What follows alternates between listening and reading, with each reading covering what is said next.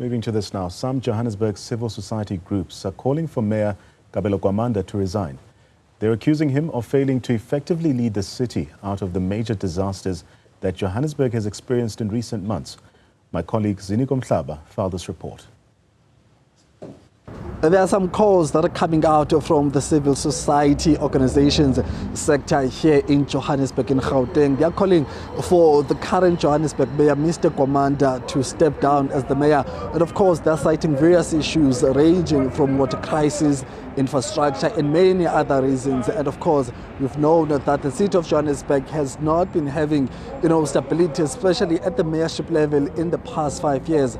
However, Mr. Gwamanda has just finished, his time in office for just over a year. He came into office in May last year. He's still the mayor. Nothing has happened to him politically, and hence he remains in that office. However, these voices are saying that he has failed to ensure that the stability and the efficiency in terms of services in the city of Johannesburg. One of those organizations is Outer, and I'm joined now by Ms. Julia Fish from Outer. A very, very interesting call that the civil society organizations are making.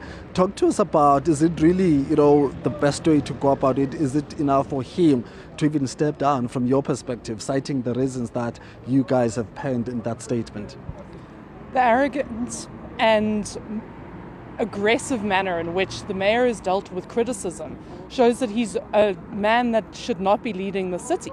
We have major leadership crises. He's the head and where the buck stops when it comes to that. Though we're asking for the removal of the mayor, his entire mayoral committee must go. Talk about some of the issues you think he has failed to provide leadership on, especially on counter services and just the major issues that you guys, are concerned about under his leadership. The city is limping from crisis to crisis. And quite frankly, we've still got a massive hole in Lillian Street in town that's not been fixed. 77 people lost their lives because of the hijacked housing issue in the inner city. We have sewage overflowing. We have people in the city who are really battling with day-to-day access to just plain water. Most of the reservoirs are failing. People have been without water for days at a time. These are things that are basic services and essential for the life of the city, and we're not getting any of that. And when we ask questions, when we push for a response, when we push for a city to listen to its citizens, we're called stooges and told that, no, it's fine, the residents can just buy another blanket. Yeah.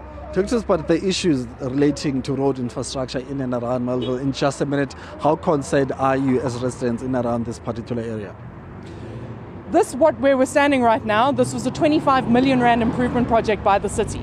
At the moment, the cars just behind us can't even get through that stretch because it's been dug up by Joburg Water. There is only one working streetlight in the strip, and that costs us 25 million rand. I'm sorry, but really, at the end of the day, it's the community organizations and the NGOs that are keeping the rot at bay. We had to paint our own speed bumps that were installed by the JRA. They were left unattended for over a year. There are trees down along the street where people are living. And this is an untenable situation for most residents, and the residents' associations are stepping in and being told they're the problem. Thank you very much.